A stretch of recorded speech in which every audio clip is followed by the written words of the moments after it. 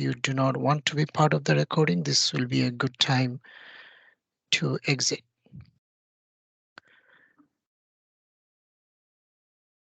Okay, so this is our Twitter handle, our URL, and our email address in this slide. And if you want to speak, you have a suggestion, you have a feedback, or you want to access to our share where we keep the code and the slides, send us an email at this email address, dba-vug@outlook.com. When do we meet? We meet on the second Wednesday of the month on the East Coast noon time, and fourth Wednesday like today, which is a noon at West Coast, and 3 p.m. East Coast, to be fair to our friends on the West Coast. So we want to share the wealth between everybody. Recordings are available whenever the speakers give us permission. So today's session will be recorded and will be uploaded into this tiny URL, which is a YouTube channel. So you can subscribe to it, so you don't have to search every time if you want to. We do not make any money out of it, so it's more of your convenience if you want to subscribe. These are some of the future sessions that are coming up. So some of those are already live. You can sign up, and some I'll put it in. We are actually at this point, we are booking speakers for June of next year. So we are pretty booked. Keep an eye from March to May for next year. I'm trying to bring a 6-part series, which will be geared towards on-premises DBAs and how to upskill your skill set to become a cloud DBA. So this will be a 6-part series. I'm still working on it. I'll have more info probably by December. And there are few more sessions left for this year. We'll be taking a break on the 4th week of November and December for Thanksgiving and holidays. And these are some other events that's happening across the world. These are free events, 1-day events. They're called SQL Saturday, Data Weekend. It doesn't matter, whatever it is. There are some are in person, some are virtual. So check out. There are websites, SQLSaturday.com, DataSaturdays.com. Check more. There is a Data Weekender coming off November 4th. Bunch of the leadership team for this virtual group will be speaking in that conference, which starts very early in US time, because this is geared towards more of Europe and US audience. So it starts like around 3 a.m. and then goes up to like midday for US East Coast. And the biggest thing is this, summit is coming, PAS Summit, November 14th to 17th. I know our speaker today, he will be there. I'll be there in person. So check it out. There is a discount code for I think $150. If you look at the top, you can use it. You get $150 discount when you register for that. Oh, I should have said this is an in-person this year. It's not a virtual. Sorry, it's not a hybrid like last year. So there will not be any scope to join online remotely. This is a change from last year's PAS Summit. And now I want to welcome Jeff. Jeff is an author. Jeff is a I'll let Jeff talk about himself. He will be talking about how we can take more benefit of WhoIsActive, which is an open source tool that people, I think, I don't know, probably more than 1 million people use it all around the world. So I will stop talking and stop sharing, and I'll let Jeff take over. Thank you, Tayob. That was a brief moment there when you said share the screen, and all the buttons went gray on me. Yeah, yes. So I had a wrong setting. So if you are not able to share, let me know. Oh no, I think I am now. Okay, good. You're good. Awesome. Thank you again for that introduction, and glad to be here to speak to this user group. I've personally watched videos and attended sessions from this group over the years, and it's a tremendous honor to finally be here and speak to you all. My name is Jeff Iannucci, and this session is Unlocking the Power of WhoIsActive. When I give this session in person, one of the first things I do is I ask for people to raise their hand if they haven't used WhoIsActive. And I'm not going to do that now because there's obviously a lot of people on the session, but I just want to emphasize the point that even if you haven't used this tool, I think that by the end of this session, you'll feel pretty confident and excited about using it to help troubleshoot things in your SQL Server databases. A little bit about me, in case you don't know, my name is Jeff Iannucci. I'm in Arizona, so that's about, I think we're currently Pacific time. Well, our time is always Mountain Standard. We never change. But I am a consultant with Straight Path Solutions, where every day we're using WhoIsActive to help troubleshoot issues for our clients.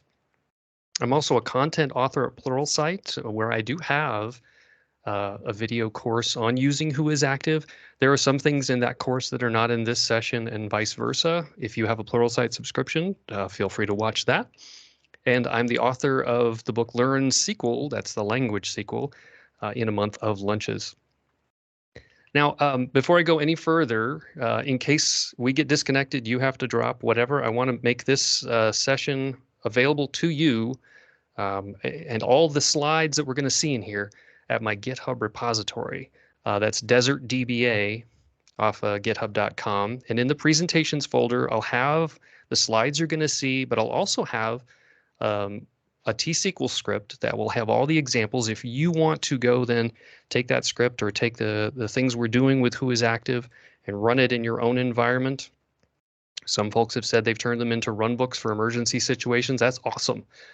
Go ahead and do that. There's also some material that's in there that's not in this session. So again, that's where all the materials are for this session. Now, you may have noticed when I mentioned to you my credentials, or I suppose, none of them said I wrote WhoIsActive, because I didn't. WhoIsActive is a stored procedure that was written by Adam Mechanic over a decade ago and is still maintained even to this day. You can get the most recent version of it at this URL. You could probably just go to whoisactive.com, and then they have a download page that will take you to this URL there. If you've not used WhoIsActive, it's a stored procedure. I'll refer to it as WhoIsActive rather than SP_WhoIsActive. What is it? It's a stored procedure that uses over a dozen of the dynamic management views to retrieve information about activity happening on your SQL Server right now. This isn't something that you just generally look at, although you could. It's often used for troubleshooting. But what I've found is that the execution of it is usually somebody just executes the stored procedure, and it returns several columns of information about all the active connections. And so people scroll around and find that information that they need to. And the thing is there are 25 parameters currently for this stored procedure that I'll say almost nobody uses. I'm sure there are some people that use them, but some of these will make your life much, much easier. And I'd like to say that, you know, using these parameters will make you feel like a wizard because you can get the information you need. It's almost like little magic spells, as you'll see within the context of this session as we go through the different examples. So let's see here. If everyone could please just mute themselves, that would be great, so that there's no distracting noise. All right, we'll proceed with the basics.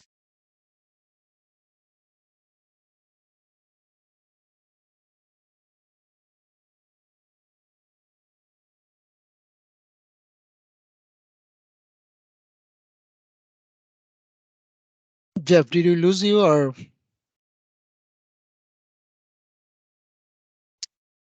I was muted. Somebody muted me.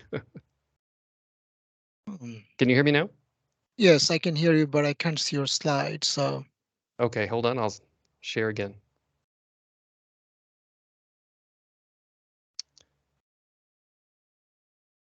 How are we doing now?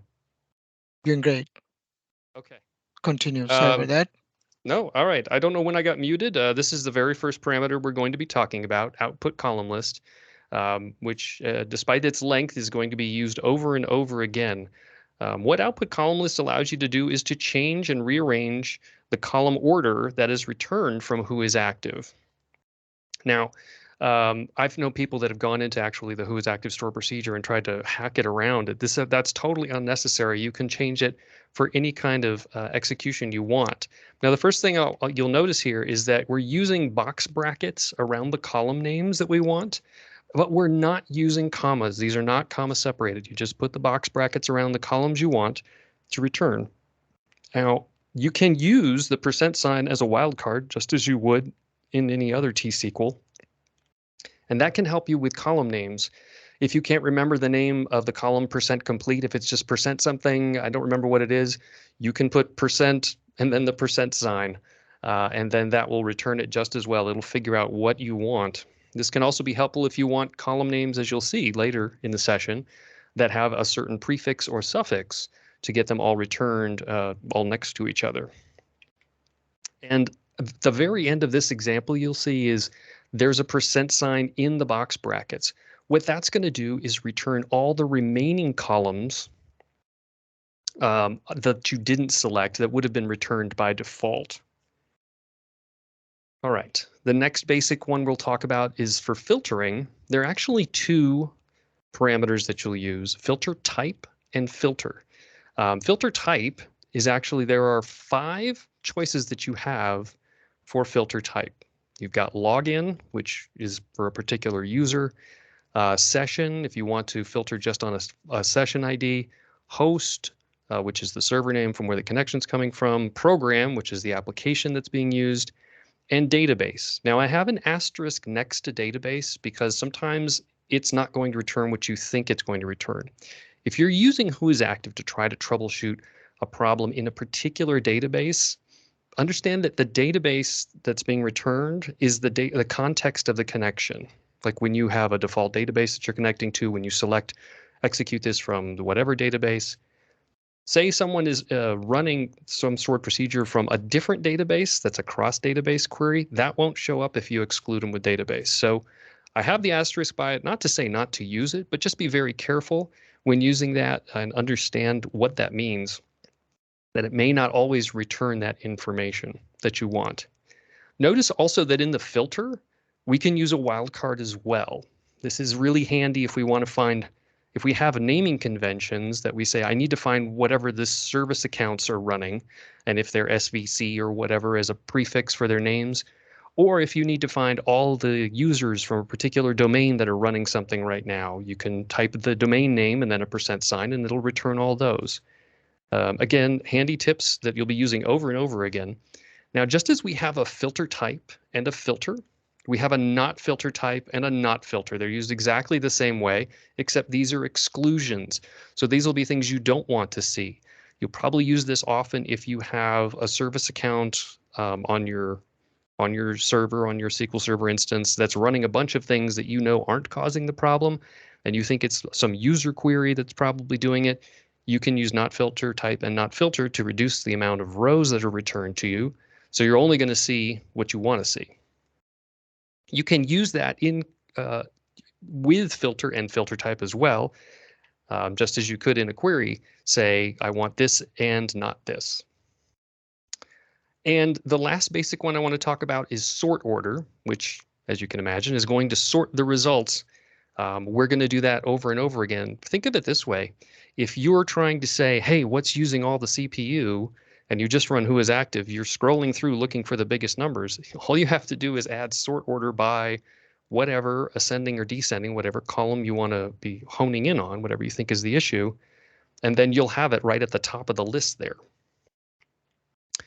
Again, we're going to use box brackets and not commas. We're going to do ascending or descending order. If you're looking for things that are doing the most consumption or running the longest, you'll probably use descending most of the time. And one thing I want to point out is that wildcards are not supported in the sort order, which kind of makes sense. You know, there are, let's say, 2 temp DB columns that are returned.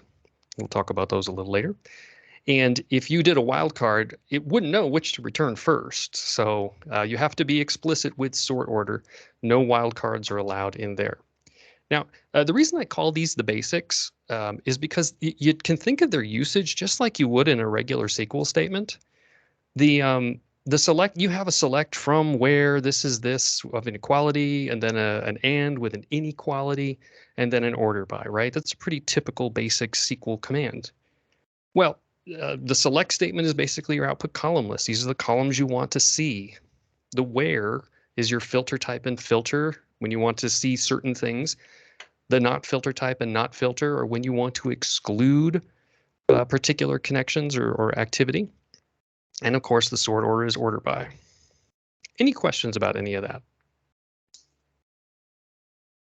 Not yet. I don't see anything in the chat. Awesome. Okay, we'll move on to the next section, which I'll call hidden gems. And the reason for this is because we're going to talk, this is going to reveal things that are otherwise hidden by default. When you hit WhoIsActive to kind of reduce the amount of noise, it by default is going to exclude certain active connections or just even general connections. The first I want to show you is show sleeping SPIDs, and that's going to refer to any session IDs that are in the sleeping state. And notice that it says show sleeping SPIDs equals 2. The reason for that is because the default is actually show sleeping SPIDs equals 1, which will show any sleeping SPIDs with an open transaction. This will be handy in case someone has a sleeping SPID. Let's say they had a begin trend, they didn't commit it or roll it back. It's in a sleeping state, but it could be causing blocking. So WhoIsActive will return that to you. But you can have sleeping SPIDs that are still consumed some resources over time, or may have something else that you're looking for. So show sleeping SPIDs equals 2 is what you would want to use if you want to see anything in the sleeping state. This is something that I wish I'd known earlier, because I was originally years ago frustrated by WhoIsActive. I didn't realize you could do this, and I would have to go look in sleeping SPIDs using SP-Who or SP-Who2. This allows you to effectively return the same rows and information, plus more, obviously, with WhoIsActive. And if 0 is no sleeping SPIDs, ignore them all, although I haven't found a use case for that yet. There's also show system SPIDs.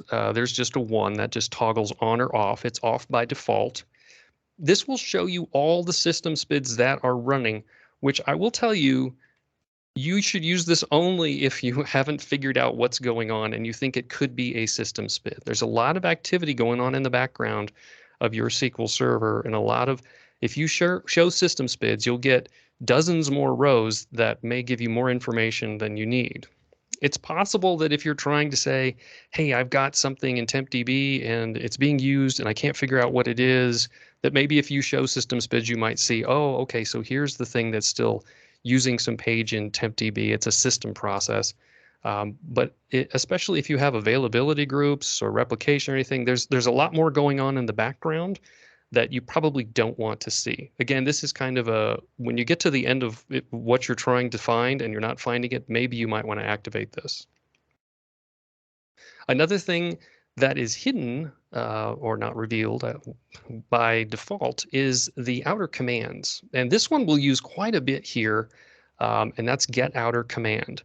So say you have something that you're trying to troubleshoot in WhoIsActive, and you'll see in the SQL text column some statement, and you'll be like,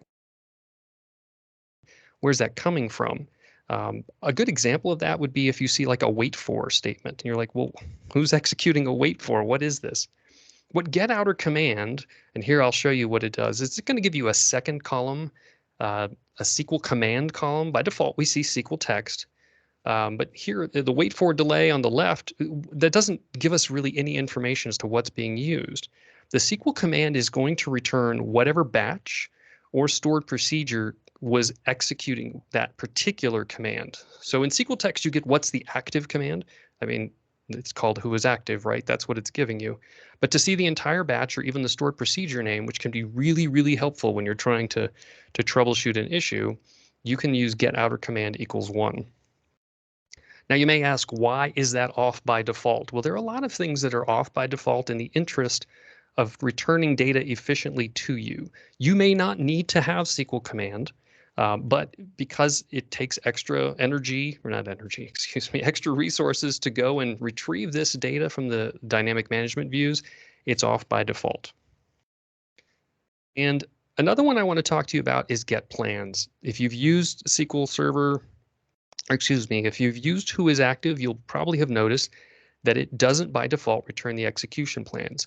You can use get plans equal 1 to return, if it has the plan available, an XML that you can click on and will open a new window and show you the execution plans. Now, working way through execution plans is probably another session entirely, so I don't want to get too deep into that. But if you are used to looking into plans and you feel comfortable looking into them, get plans equals 1 will help you reveal it. Again, this is off by default, so if you have a really busy server that has a whole lot of execution plans, let's say you have a lot of ad hoc queries, or you're using something like Entity Framework that has non-parameterized queries and is just generating thousands of execution plans, then this might be something that could cause an issue. When you go to execute it, you may sense a delay as it's trying to make its way through all the execution plan data. Again, for most servers, it's probably not a bad idea to turn this on when you to look at this if you're comfortable looking at execution plans. If you're not, then this won't mean anything to you. But this will again return a column called query plan that will have a clickable XML that will show you the execution plan. All right, one will show you the plan for the current statement. And just like we were talking about with get outer command, if you use get execution plans equals 2, it will return the execution plan for all the statements in the batch that were being executed. And I don't see any more questions.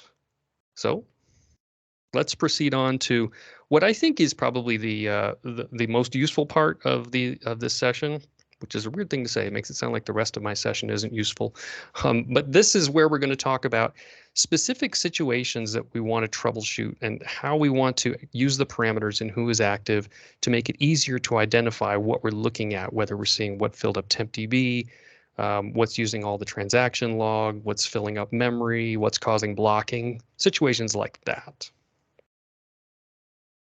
So, WhoIsActive is, as a store procedure, we'll execute it to see what's going on. But what a lot of folks don't realize is that when you see the numbers that are returned for CPU, for reads, for writes, these are all cumulative numbers. Now, that first column that's returned by default is a duration column.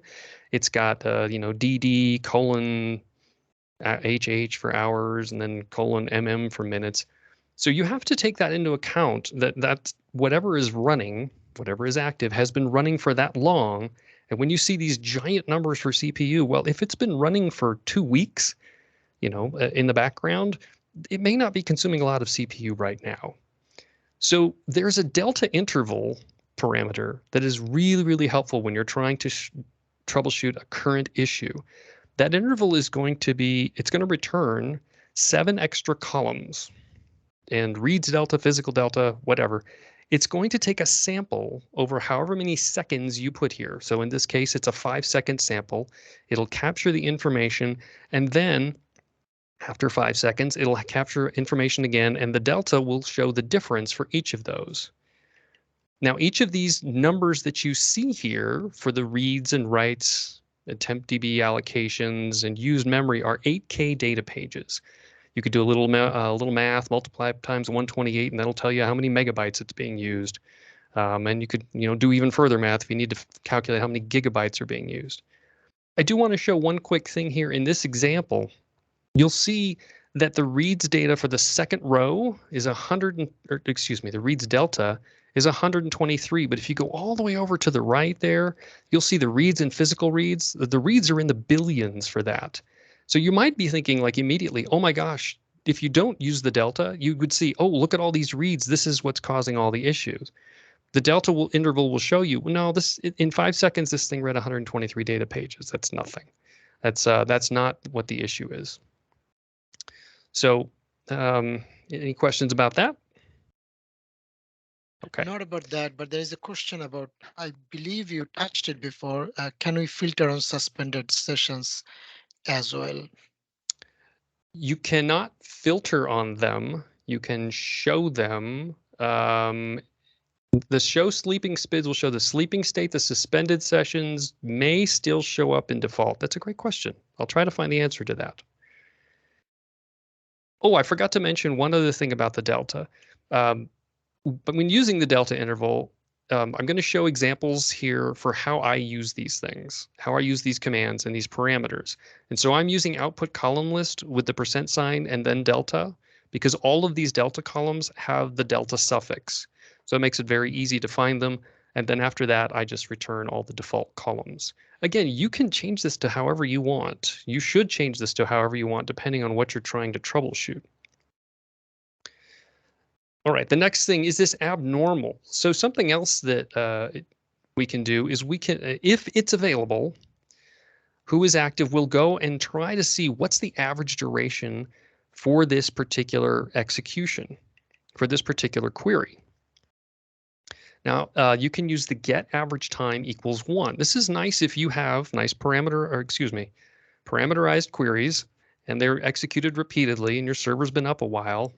You can get a feel for, are things running faster or normal? When people say, hey, things seem slow, use get average time equals 1. And if the plan has been in existence, if the query has compiled that information and it's available, then WhoIsActive will return, all right, here's what your average time is for this particular query.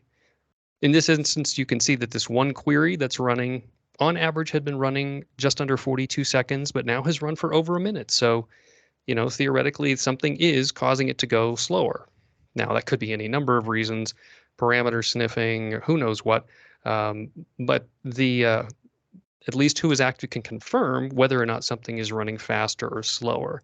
I found that this, unfortunately, doesn't always capture the information you're looking for. So you see in this example here, a lot of null values. So yeah, it only can grab the information that is available. But on some systems, you know, where you have parameterized queries that are running repeatedly over and over, you know, you will be able to capture that information and review it. It's probably not a bad idea to review it at different times of day too, as well. Let's see here. Let's talk about a situation where the transaction log filled up. So if you need to find out what filled up the transaction log and it's currently full, not something that happened hours ago, you can use the get transaction info parameter to return 2 extra columns that can be really helpful in determining what filled it up. The first column is transaction start time, which will tell you when the first database was written to. So technically you could have a query that's writing to multiple databases, but as moment it started writing to any transaction log, then this will give you that information. But perhaps more valuable is this second column, tran log writes, which includes the database for each database that's being written to, its transaction log, the number of log records that are in there, and the size of those log records. Again, this is something that maybe you might want to, I don't have it in here in this example, but if you have a lot of transactions occurring on your server right now, maybe you order by tran log writes descending to see what shows up at the top and excludes all the nulls, anything that isn't writing. Well, it doesn't exclude them, it just shifts them down in terms of the rows that are returned. Now, what I like to do is return start time of the query, but tran start time may or may not be the same time.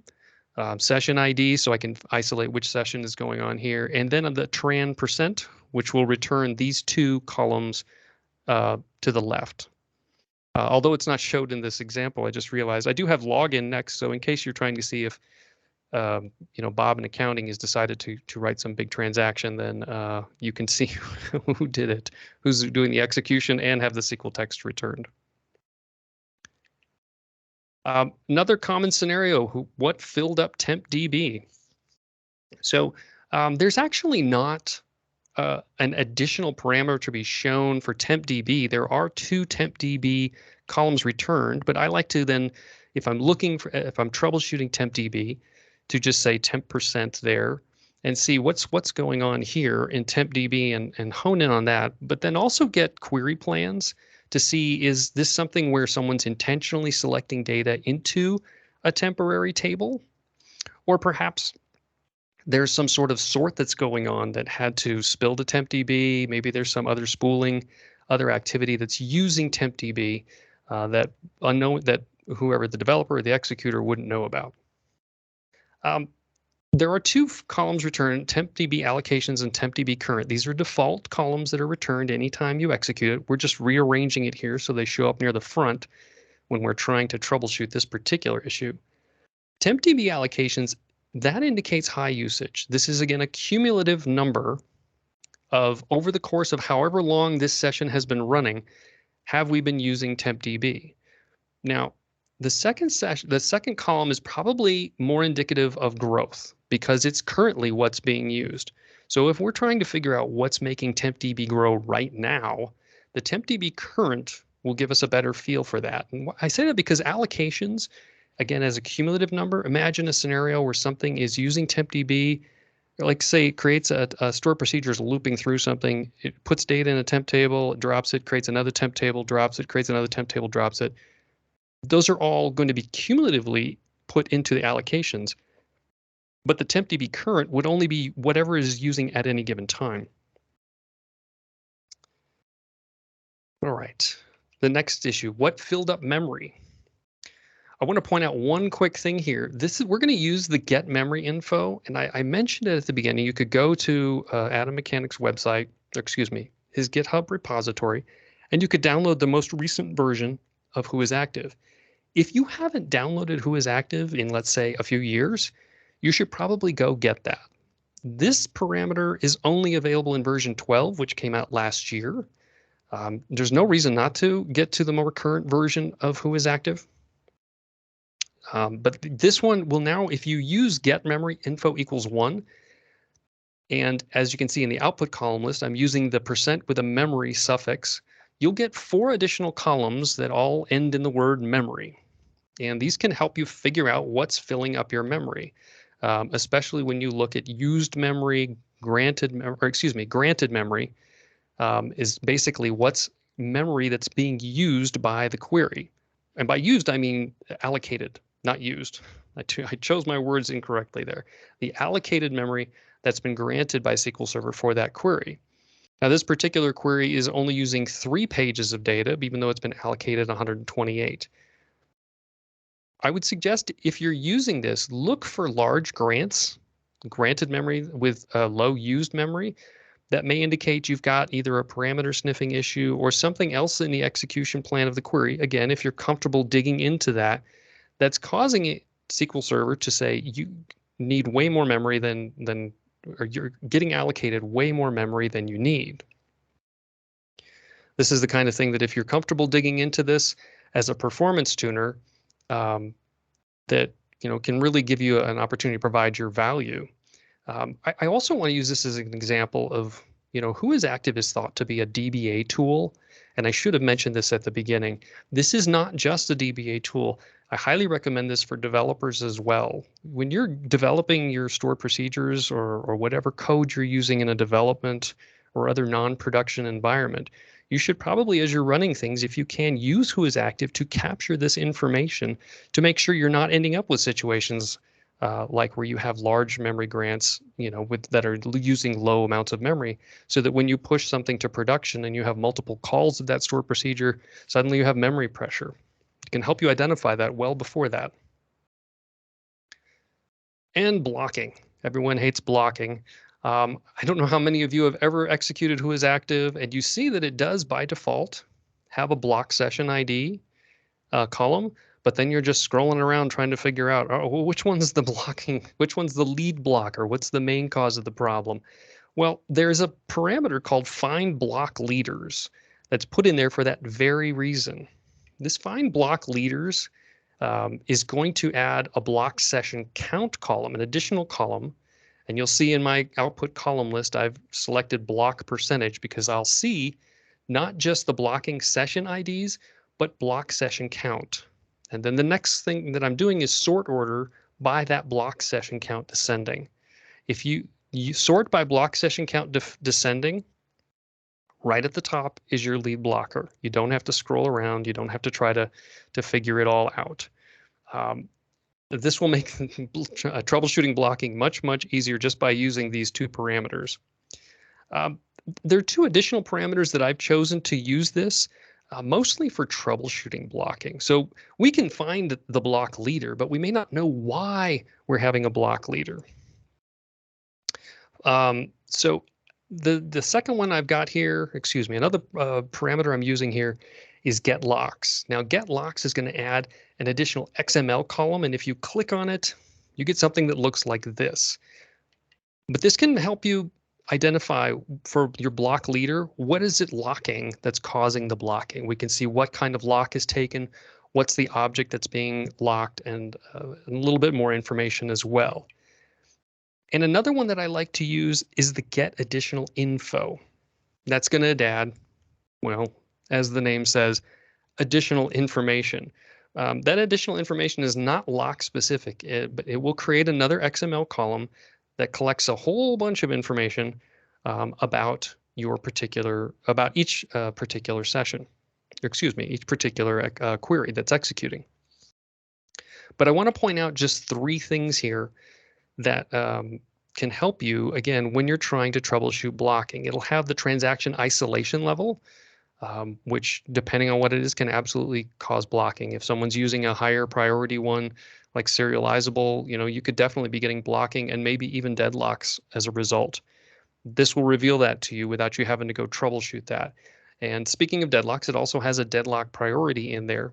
So if you are trying to troubleshoot deadlocks that have happened, that are happening, you can see what the deadlock priority is for your query. Any questions about any of those? So I did answer 2 questions, but I still want you to review, just want to make sure if you want to add anything else. One was, let me go up. Does can we filter on suspended? You talked about it, sorry. Does TempDB underscore current represent the number of pages currently being used in TempDB by the session? So I just copy pasted from Adam Mechanics documentation that Awesome. this is a direct value from DMB by subtracting 2 columns. The second question was, if you wanted to give devs access to run WhoIsActive, what permissions are required? I also gave a link from the documentation. It's view server Yes. state, but if you cannot do that, what is the workaround? So that document explains the whole thing. So, and the last question came, is there a way to get SQL underscore text inside a fetch API cursor wrapper with WhoIsActive? I do not know, so I'll let you take that one. I do not know that either, but I do want to reemphasize the point that Tayob just said. If you need permissions, the permissions that you need are view server state. That's so that you can read those dynamic management views. And I didn't mention it at the beginning, but I do like to put the store procedure WhoIsActive in the master database. And the reason for that is so that I can call it from the context of any database connection. If you have a stored procedure that starts SP underscore and it's in the master database, you can call it from any other database.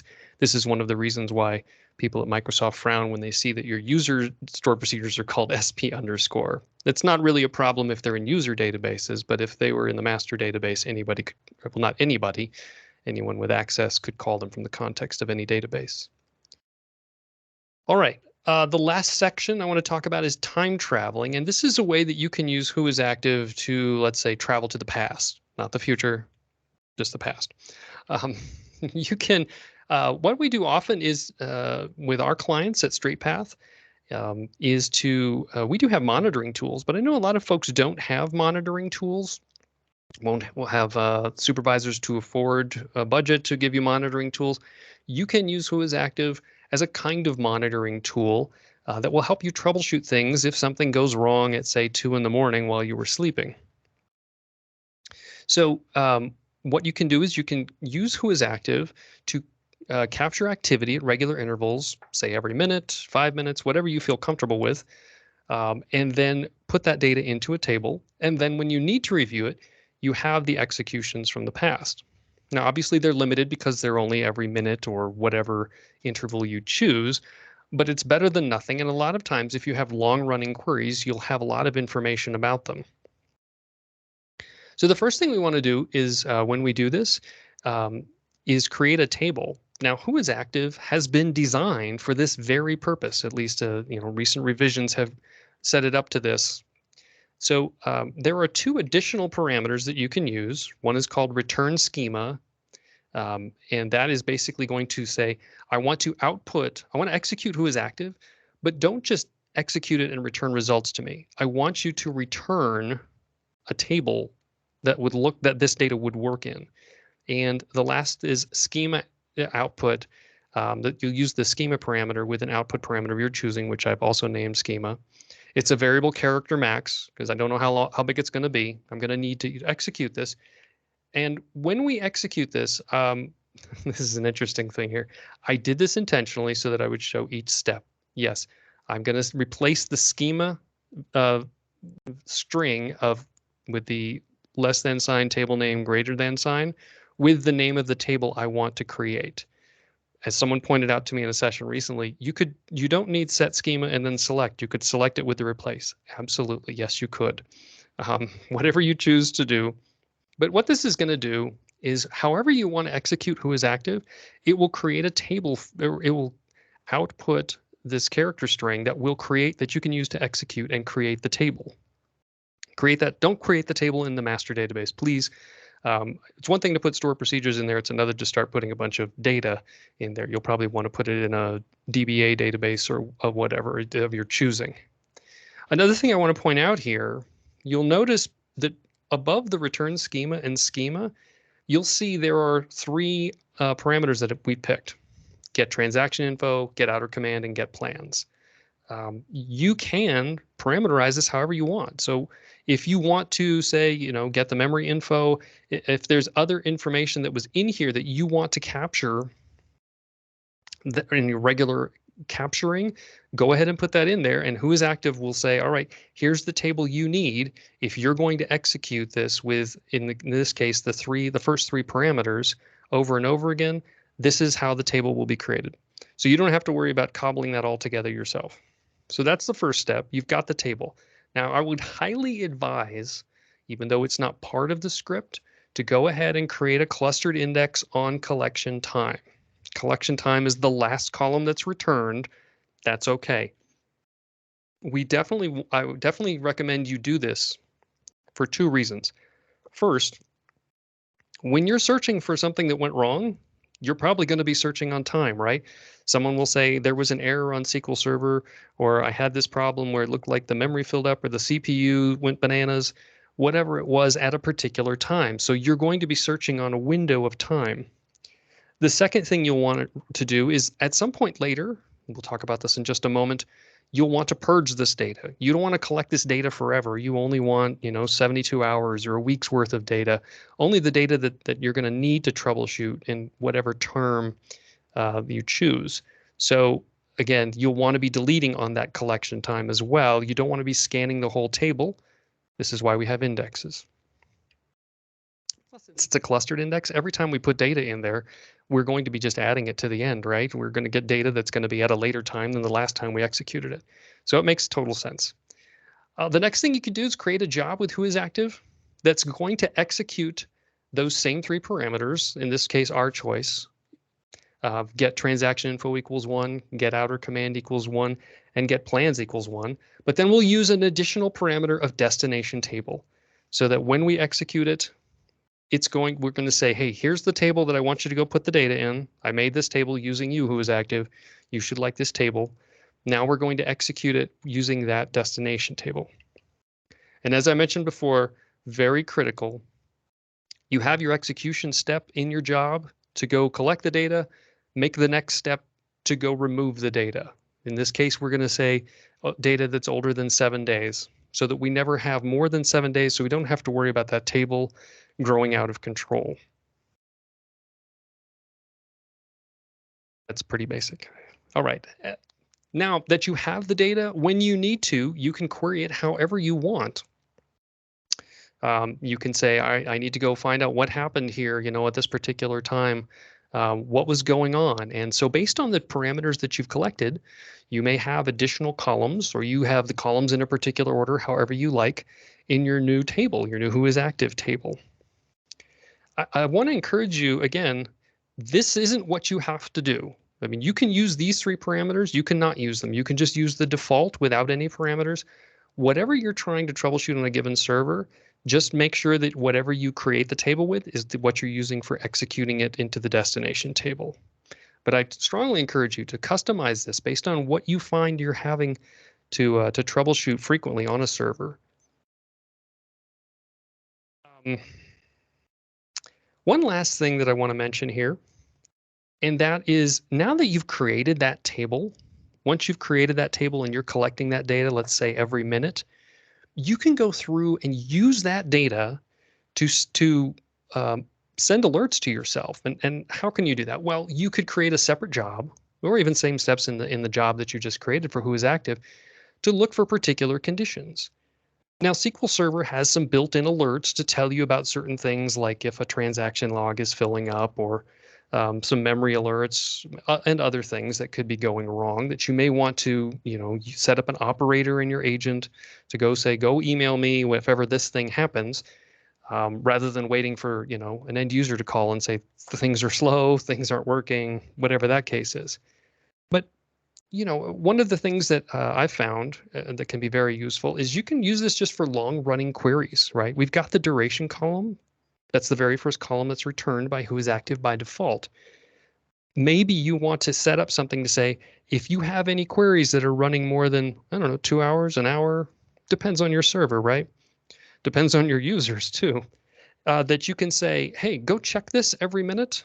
And if you see one of these, if you find this in the table and it's happened in the last minute, 2 minutes, whatever it is, shoot me an email, with the information, right? Because you've got all that information from WhoIsActive.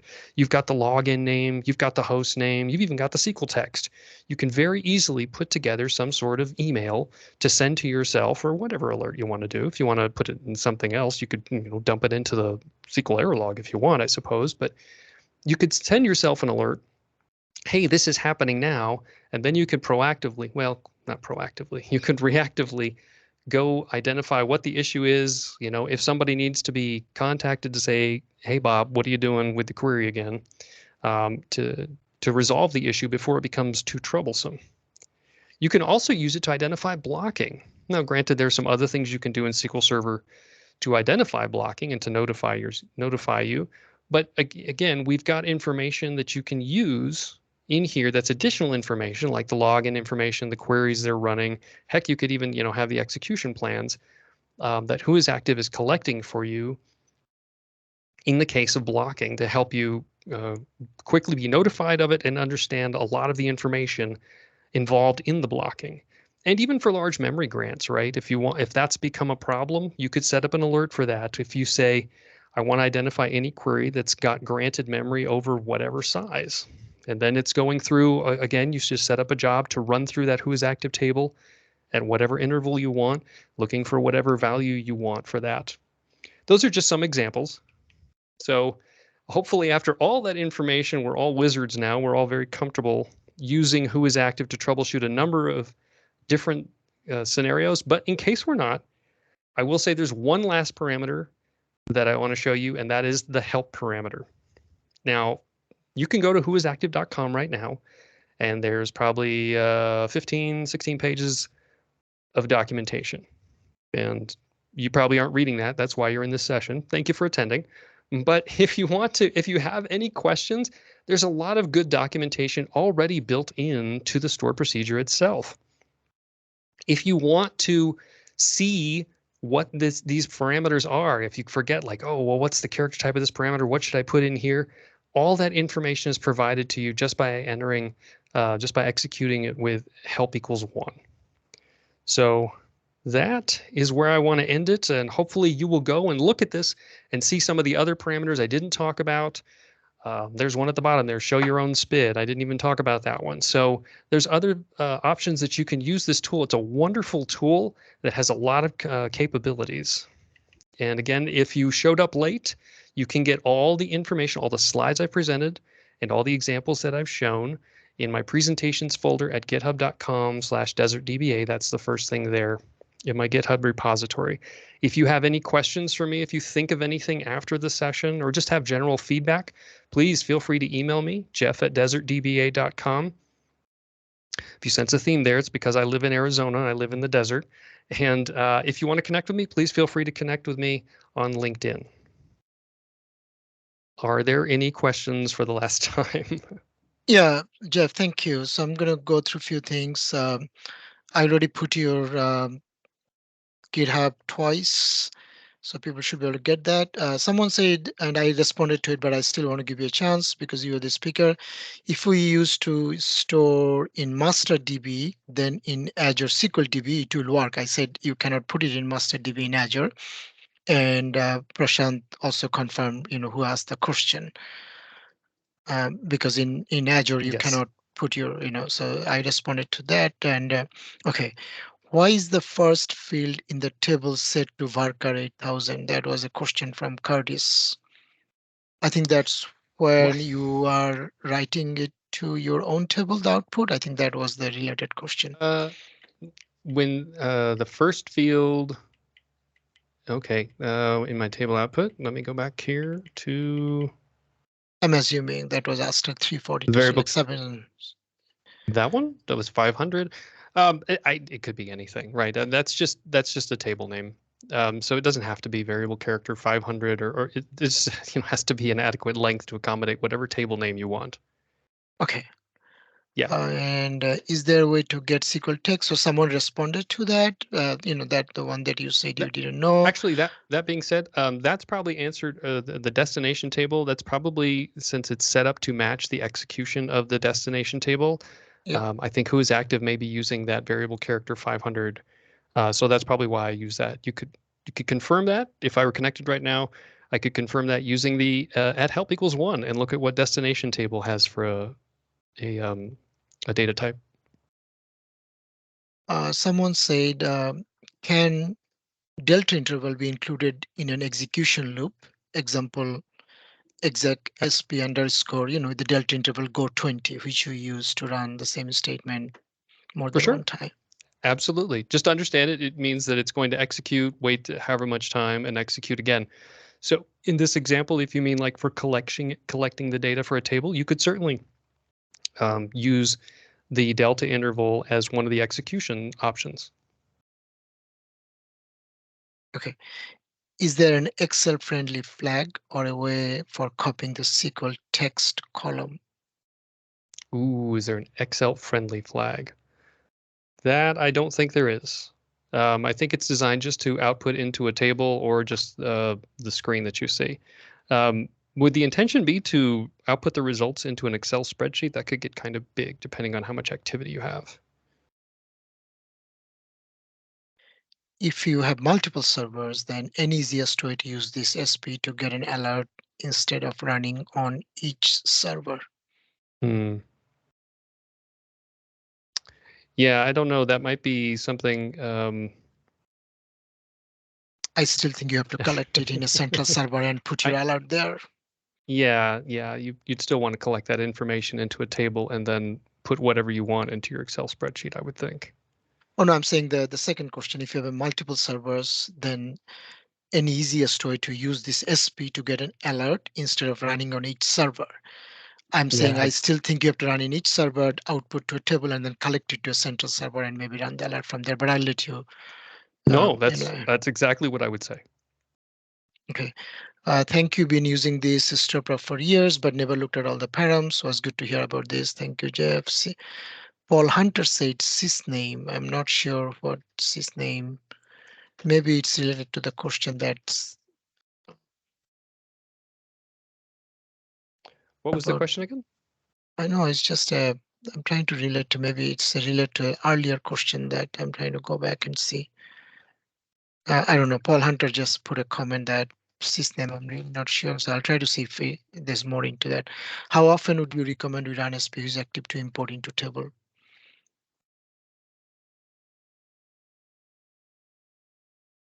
How often would I recommend that? I would recommend running that. By default, we use probably a minute, but again, it depends on the server. If you've got an awful lot of activity going on, and depending on which parameters you want to use to collect that, like if you're collecting execution plans, maybe running it every minute might create a noticeable amount of additional resource utilization. But for most servers, every minute is usually adequate. Again, you're trying to catch long-running queries, problematic queries, which usually take more than a minute, right? To fill up tempdb, to fill up the log, to consume a lot of CPU. Those usually run for more than a minute. So a minute is typically adequate.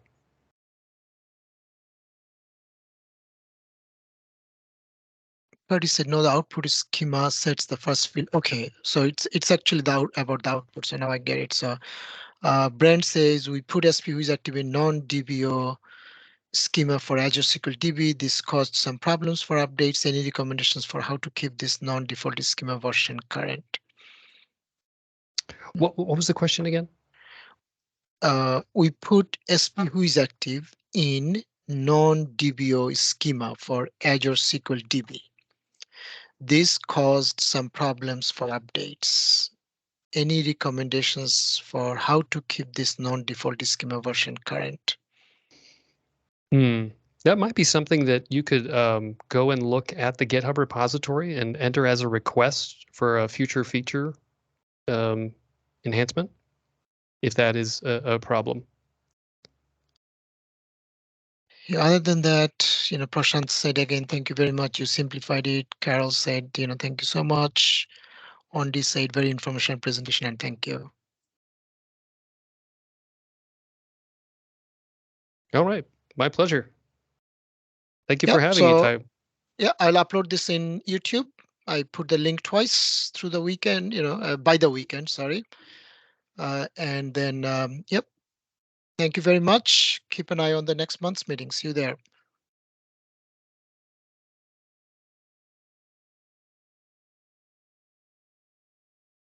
Thanks, Jeff. Thanks, Teo. Excellent presentation.